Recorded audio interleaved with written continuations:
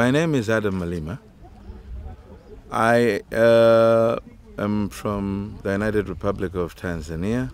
I'm told that KIBOKO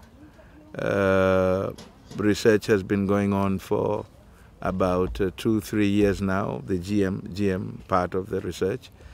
And in Tanzania as well now, this is the second year that we've had research on the GM. We have our own confined feed trial in Wema confined feed trial in Makutupora. That's in Dodoma, in the central part of Tanzania, where we are trying to also look at water-efficient maize, drought tolerancy, and see how that can be incorporated into the general framework of African agriculture within our society. As you can see here in KIBOKO, this technology is developed locally.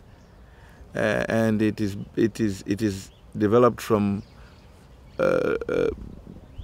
many years of research on local varieties and hybrids that are authentically very Kenyan, but yet someone will come to you and once you start looking at incorporating gene engineered technologies in your own local varieties, this will suddenly seem like, oh, this is a foreign imported something. And I think that is where the confusion starts, and these things must be eliminated so that we can have a better understanding among ourselves of what is really going on. And you know, we should remove the misconceptions and the myth regarding the technology. And I think it is a good idea if we had more seeing is believing visits to these confined field trials, especially of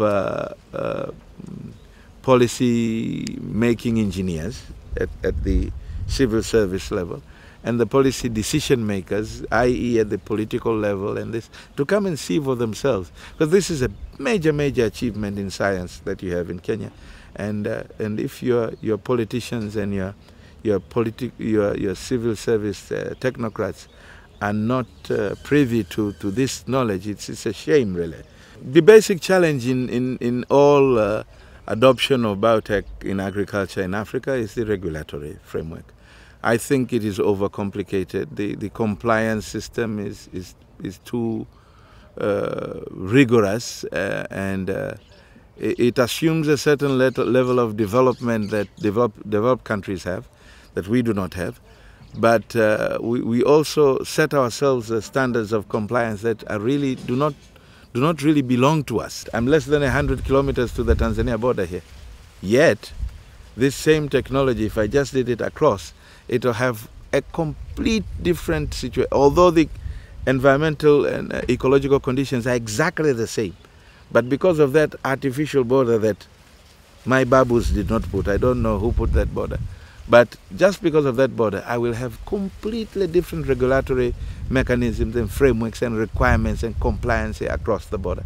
And that is a shame, really, because if it's doable in Kenya, if it's beneficial for the Kenyan farmer, then it should be doable in Tanzania, and it should be beneficial to the Tanzanian farmer as long as the environmental conditions are similar.